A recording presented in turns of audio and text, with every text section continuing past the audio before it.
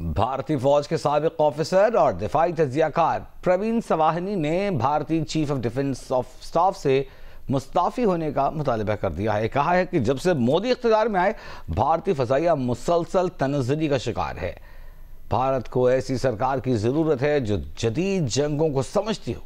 ऐसे इतराफात के बाद भी ऑपरेशन सिंदूर की कामयाबी का दावा करना अजीब है।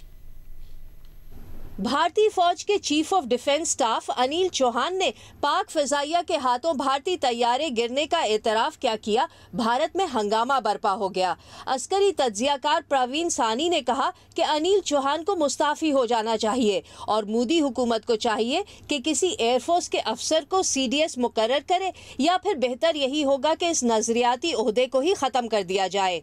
प्रवीण सानी ने कहा कि अनिल चौहान बज़ाहिर जंगी हिकमत अमली को समझने से कासिर है। भारत और पाकिस्तान के दरमियान किसी भी मुमकिना जंग में फजाई बरतरी जल्द अज जल्द हासिल करना ही जंग के नतीजे का फैसला करेगा। बदकिस्मती से एयरफोर्स भी राह से भटक चुकी है। मई 2014 में मोदी हुकूमत के इक्तदार में आने के बाद उस वक्त के इंडियन एयर चीफ मार्शल अरूप राहा वो पहले शख्स थे जिन्होंने एयरफोर्स को कमजोर बनाया। उनके जाननशीन भी वैसे ही निकले।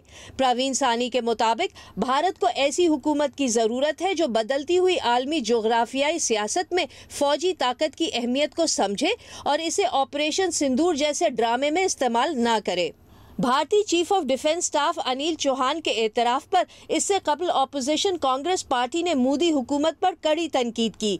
कहा, मोदी हुकूमत कौम को गुमराह कर रही है। अमरीकी सदर ट्रंप बार बार जंगबंदी मुआहदा करने का दावा कर रहे हैं। इस पर वजाहत के बजाय मोदी इंतखाबी मुहिम में मसरूफ हैं। मोदी बहादुर अफवाज की कारकर्दगी का क्रेडिट लेकर जंगबंदी की तफसीलात से बच रहे हैं। इस जंगबंदी मुआहदे की शराइत क्या है, भारतीय शहरियों को ये जानने का हक है।